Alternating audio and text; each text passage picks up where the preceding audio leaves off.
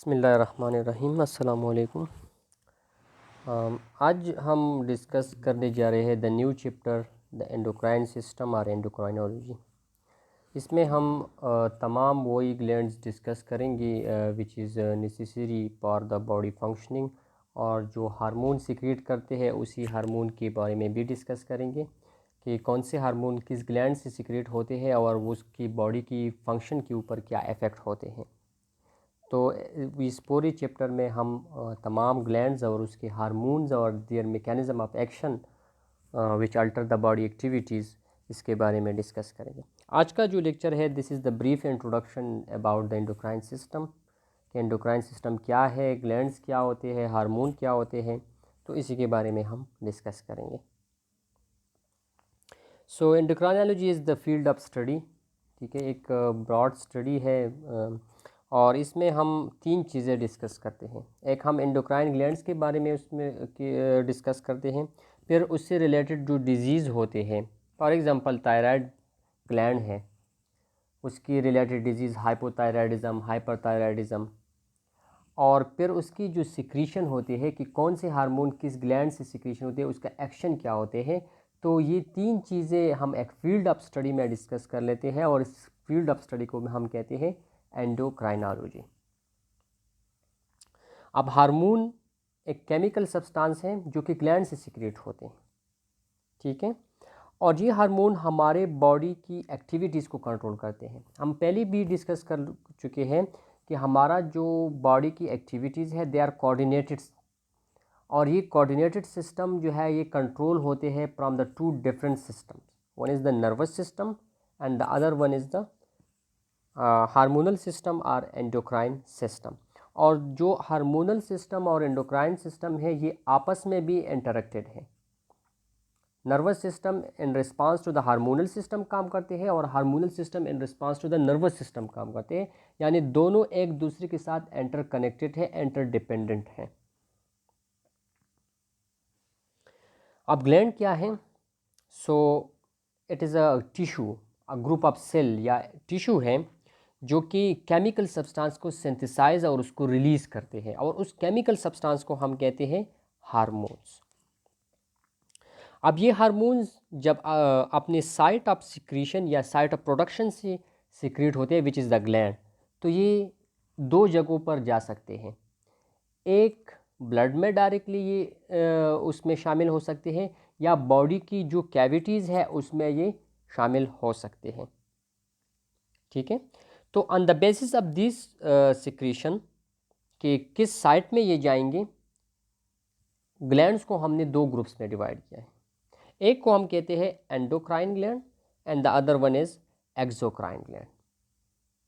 अब endocrine gland जो है ये इसमें कोई डक्ट सिस्टम नहीं होता। जैसे ही हार्मोन ग्लैंड से सिक्रीट हो जाते हैं तो डायरेक्टली वो ब्लड स्ट्रीम में आ जाते हैं, कोई डक्ट सिस्टम उसमें नहीं है, बस ग्लैंड से डायरेक्टली ब्लड में आ जाते हैं।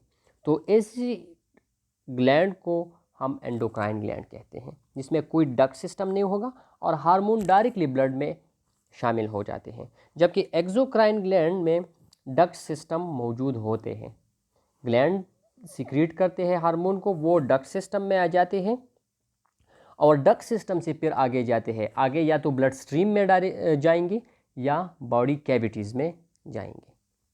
तो ये दोनों में फ़र्क है एंडोक्राइन और एक्सोक्राइन में, एक में डक्ट है दूसरे में डक्ट नहीं है। और जो सेकंड डिफरेंस है वो ये है कि एंडोक्राइन जो है वो डायरेक्टली ब्लड में जाते हैं, जबकि एक्सोक्राइन जो है ये ब्लड में भी जा सकते हैं और बॉडी कैविटीज़ में भी जा सकते हैं, लेकिन मोस्टली ये बॉडी कैविटीज़ में जाते हैं। फॉर एग्जांपल हमने पेनक्रियाटिक जूसेस के बारे में बात की थी कि पेनक्रियाटिक जूसेस जो एक्सोक्राइन पार्ट है वहाँ से सिक्रीट होते हैं और हमारे जो स्टमक है या स्मॉल इंटेस्टाइन है उसमें इंक्लूड हो जाते हैं। तो it is a kind of a body cavity, it's not a blood stream. तो therefore we called that exocrine glands. अब हार्मोन क्या है? तो मैंने जिस तरह बता दिया कि it is chemical substances secreted by the endocrine glands, ठीक है। एंडोक्राइन ग्लैंड्स और गोनेड्स, ठीक है, इसके अलावा दूसरी भी आर्गन्स है बॉडी में या लोकल टिश्यूज़ है जो वो भी सिक्रेट करें, लेकिन मोस्टली जो हार्मोन की बात आ जाती है तो it is secreted by the endocrine glands. Different endocrine glands हैं जो उसको सिक्रेट करते हैं डिफरेंट हार्मोन्स को। फंक्शन इसका क्या है कि it carry the message from one part to the another part in the chemical form. अब कैरिंग ऑफ द इंफॉर्मेशन जो है वो दो तरीक़ों से होते हैं। एक हमने डिस्कस थोड़ा बहुत की है कि नर्व फाइबर के फॉर्म के थ्रू होती है in a form of electrical energy, लेकिन जो हार्मोन कैरी करते हैं information from one part to the another part, that is in the form of chemical energy. तो इसका एंड फंक्शन क्या होगा? फंक्शन ये है कि एक सेल अपना सिग्नल देते हैं आगे किसी चीज़ को, या दो सेल्स के दरमियान जो कम्युनिकेशन होते हैं वो basically due to the hormone होते हैं। हार्मोन इसी कम्युनिकेशन जो है एग्जिस्ट कर कंट्रोल करते हैं। अब हमारे पास दो किस्म की सेल्स होते हैं। एक वही सेल जो हार्मोन को सिक्रीट करते हैं, that is called control cell, और जिस सेल के ऊपर हार्मोन एक्ट करते हैं that is called target cell. For example यहाँ पर डायग्राम में दिया गया है, this is the hormone secretory cell, और ये जब सिक्रीट हो जाते हैं तो ब्लड में आ जाते हैं और ब्लड से फिर एक ख़ास सेल के ऊपर ये एक्ट करते हैं। तो ये हमारे पास ये वाला जो है this is the control cell, और जिसके ऊपर ये एक्ट करते हैं that is the target cell. तो जो कम्युनिकेशन चैनल बनते हैं that is in between the target cell and the control cell.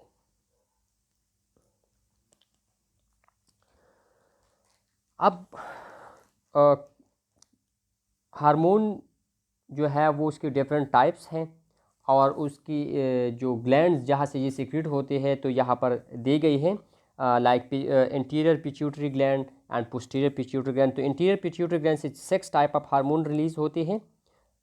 Therefore the interior pituitary gland is also called the master gland, क्योंकि इसकी जो सिक्रीशन है ये दूसरी ग्लैंड्स को कंट्रोल करते हैं। यानी उसके जो कंट्रोल सेल है वो तो पिट्यूटरी ग्लैंड में है, लेकिन उसके टारगेट सेल जो है that is present on the in the other glands. Like for example यहाँ पर एक थायराइड स्टिमुलेटिंग हार्मोन दिया है।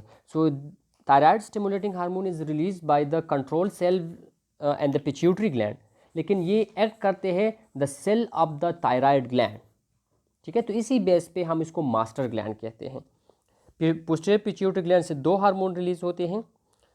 इसी तरह थायराइड ग्लैंड से भी 3 है, थायरॉक्सिन, ट्राइआयोडोथायरोनिन एंड कैल्सिटोनिन। पैराथायराइड से भी पैराथार्मोन सिक्रेट होते हैं। पेंक्रियास का जो एंडोक्राइन पार्ट है, यहाँ पर हम एंडोक्राइन पार्ट की बात करेंगे, which is the islet of Langerhans.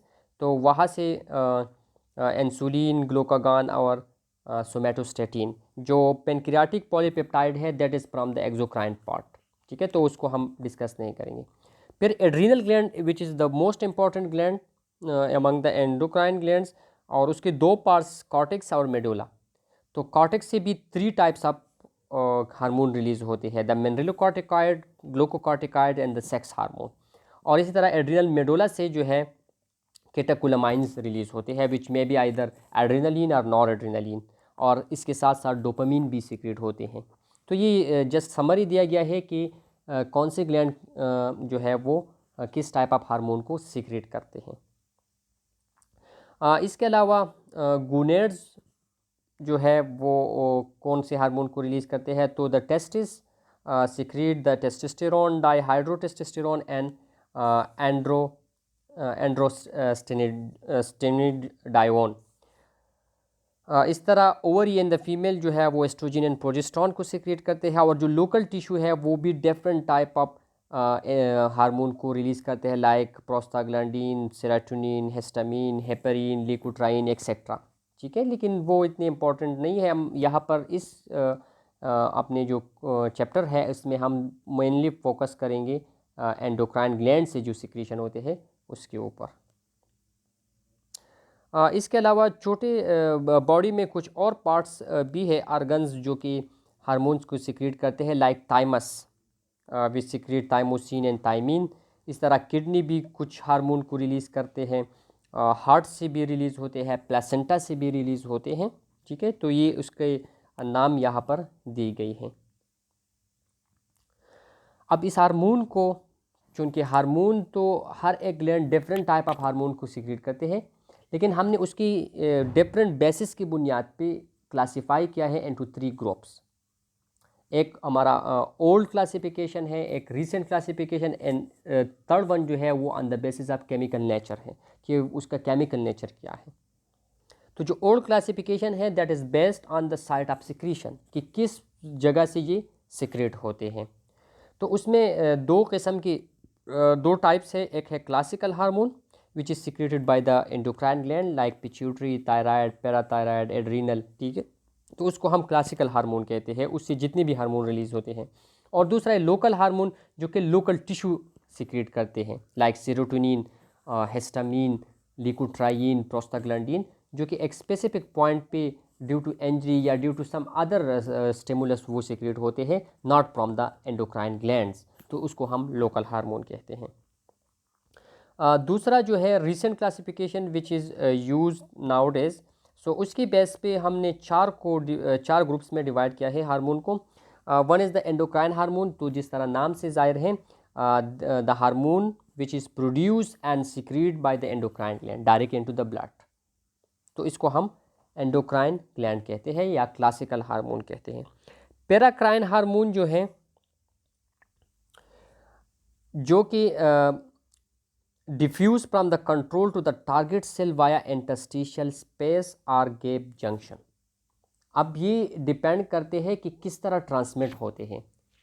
कहीं से भी ये सीक्रेट हो सकते हैं, लेकिन अगर उसके ट्रांसमिशन थ्रू इंटरस्टिशियल स्पेस होते हैं, थ्रू अ गैप जंक्शन होते हैं, तो उसको हम पैराक्राइन कहेंगे। For example prostaglandin and histamine.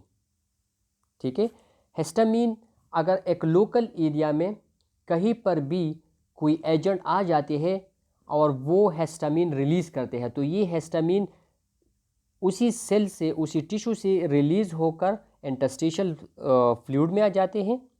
ठीक है, यानी कंट्रोल सेल से ये रिलीज़ होकर इंटरस्टिशियल स्पेस, और इंटरस्टिशियल स्पेस से फिर ये टारगेट सेल पे जाएंगे।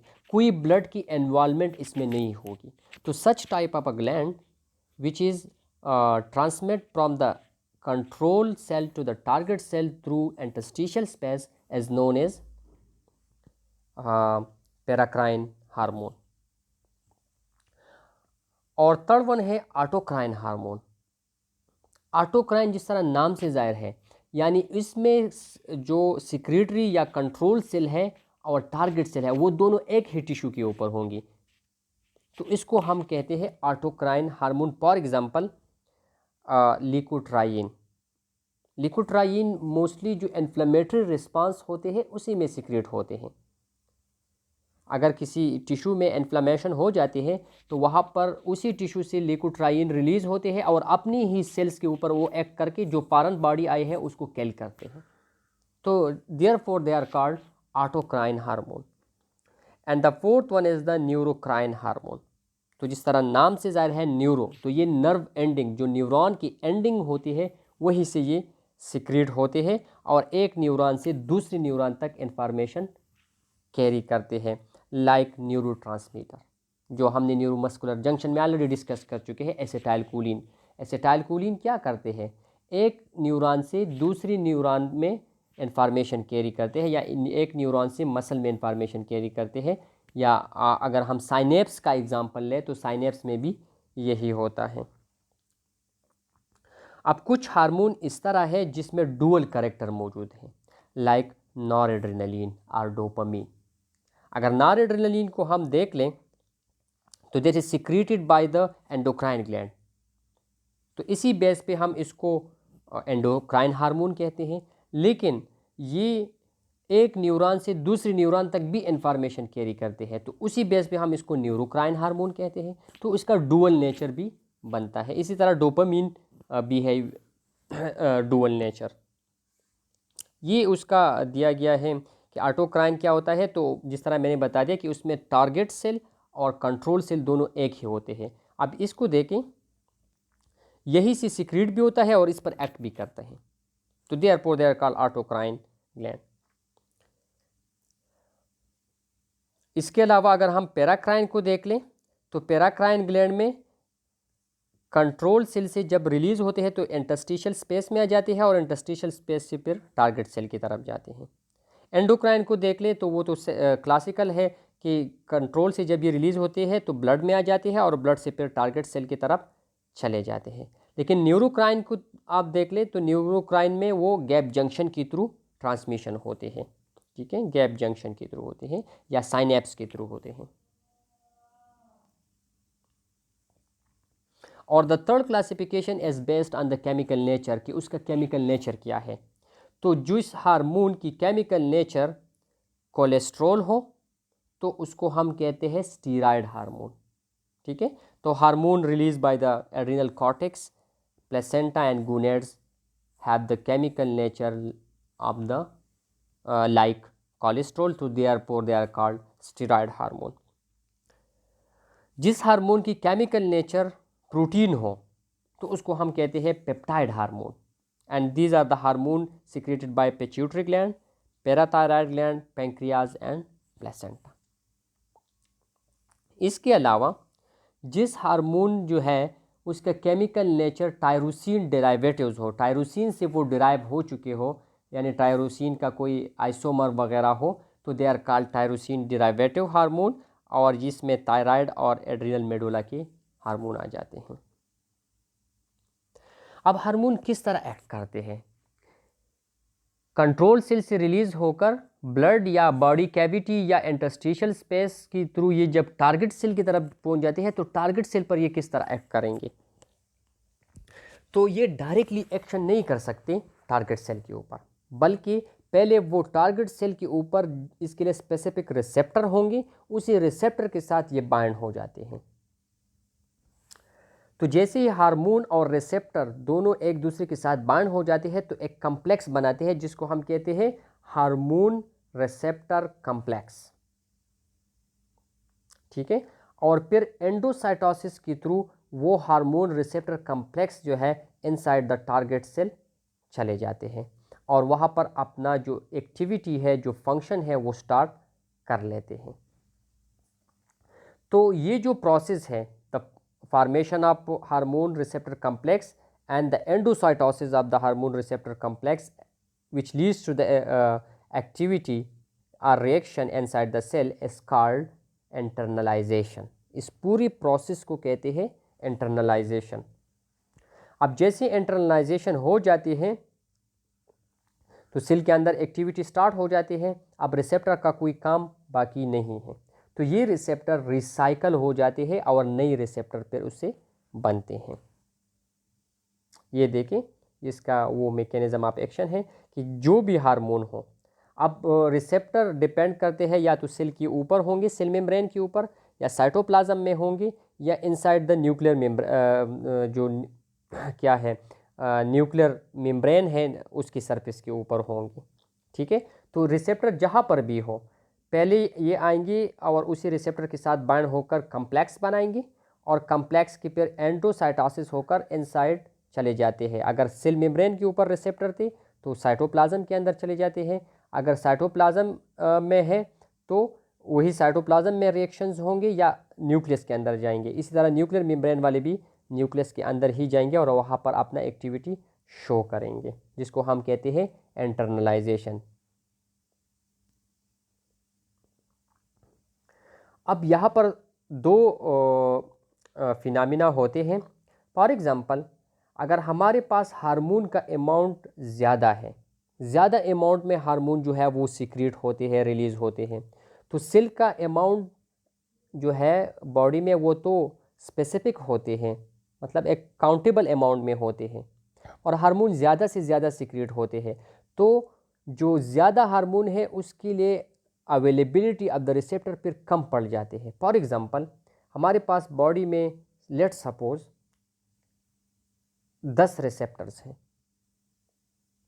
और हार्मोन रिलीज़ होते हैं तकरीबन 20 हार्मोन रिलीज़ होते हैं, तो 10 जाकर उसी 10 रिसेप्टर के साथ तो बाइंड होंगी, लेकिन जो बाकी 10 रह जाती है उसके लिए कोई रिसेप्टर की अवेलेबिलिटी नहीं होगी।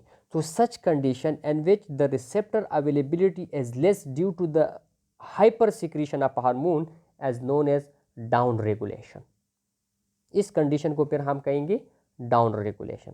अब इसके अपोजिट आ जाते हैं, अगर हार्मोन कम रिलीज होते हैं और रिसेप्टर की अवेलेबिलिटी ज़्यादा है, सपोज यही 10 रिसेप्टर है लेकिन यहाँ पर हमारे पास हार्मोन 5 है, तो 5 आकर 5 के साथ बाइंड हो जाएंगे, बाकी 5 जो रिसेप्टर रह जाते जो है वो खाली रह जाते हैं।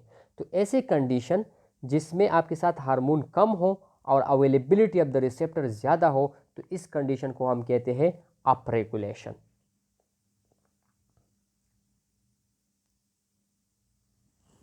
अब रिसेप्टर क्या है? तो receptor is basically macro protein, macro molecule है, मेड ऑफ प्रोटीन होते हैं, ठीक है। अब जिस तरह मैंने आप लोगों को बता दिया कि रिसेप्टर या तो सेल मेम्ब्रेन के ऊपर होंगी जिसको हम कहते हैं पेप्टाइड आर रिसेप्टर्स, और इसके ऊपर पेप्टाइड हार्मोन और मेड्यूलरी जो एड्रिनल मेड्यूला के हार्मोन है वो उस पर एक्ट करेंगे। इसी तरह साइटोप्लाज्म की जो रिसेप्टर्स है उसके ऊपर स्टीराइड हार्मोन एक्ट करेंगे, और न्यूक्लियर जो रिसेप्टर है उस पर थायराइड हार्मोन एक्शन करेंगे। अब जिस तरह हमने इंटरनलाइजेशन में बात की कि हार्मोन रिसेप्टर कम्प्लेक्स के जब एंडोसाइटोसिस होते हैं तो वो इनसाइड द सेल अपना एक्टिविटी शो करते हैं, जिस फंक्शन के लिए उसे भेजा गया है वो फंक्शन परफॉर्म करते हैं। तो वो एक्टिविटी क्या होगी? 3 किस्म की एक्टिविटी वहाँ पर पॉसिबल है। Number 1, alteration in the cell membrane permeability, just like neurotransmitter and the neuromuscular junction, ठीक है। जो मेम्ब्रेन की परमेबिलिटी होती है उसको चेंज करते हैं। न्यूरोमस्कुलर जंक्शन में क्या होते थे कि जब एसिटाइलकोलिन जाकर पोस्ट साइनेप्टिक मेम्ब्रेन के ऊपर अपने रिसेप्टर के साथ बाइंड हो जाती है तो उसकी परमेबिलिटी पर द सोडियम इन्फ्लक्स जो है वो इंक्रीज हो जाती, और सोडियम एन साइड जाकर हाइपर डीपोलराइजेशन करवा देते और मसल कंट्रैक्शन होती थी, ठीक है। दूसरा जो है activation of intracellular enzyme by second messenger system. अब सेकंड मैसेंजर सिस्टम क्या है ये तो आप लोगों ने बायोकेमिस्ट्री में पढ़ा होगा, यहाँ पर मैं ब्रीफली बता दूं कि सेकंड मैसेंजर सिस्टम ये है कि एक मैसेज आपके पास हार्मोन लेकर आए हैं जो कि आपने रिसेप्टर के साथ बाइंड होकर इंटरनलाइजेशन करवाएंगे, एक मैसेज ये हो गया। अब दूसरा मैसेज कहाँ पर बनेगी कि जब रिसेप्टर कम्प्लेक्स बन जाती है तो इससे एक नया मैसेज बनेगा, और वो नया मैसेज क्या होगा? साइक्लिक एएमपी होगा, साइक्लिक एडेनोसिन मोनोफॉस्फेट होगा, जो कि दूसरा मैसेज जाकर इनसाइड द सेल जो है वो अपनी स्पेसिफिक पोजीशन पर लेकर जाएंगे, और वो या तो प्रोटीन सिंथेसिस करेंगे या हार्मोन एक्टिवेशन करेंगे या हार्मोन डिप्रेशन करेंगे। So that will be the second message. इसलिए हम इस सिस्टम को कहते हैं सेकंड मैसेंजर सिस्टम। एक मैसेज हार्मोन लेकर आई है, दूसरा मैसेज हार्मोन और रिसेप्टर के कम्प्लेक्स से बनेंगी which is the cyclic AMP, and the third action is action on the genes जो कि स्टेरॉयड और थायराइड हार्मोन करवा देते हैं, और एक्शन इन द जीन क्या होगा? प्रोटीन सिंथेसिस पर अ पर्टिकुलर फंक्शन। तो ये था brief introduction about the endocrinology. आगे हम इंडिविजुअल ग्लैंड और उसके हार्मोन को डिस्कस करेंगे। इस लेक्चर को आप लोग देख लें, अगर कोई क्वेश्चन हो तो मुझसे पूछ लें। Thank you very much.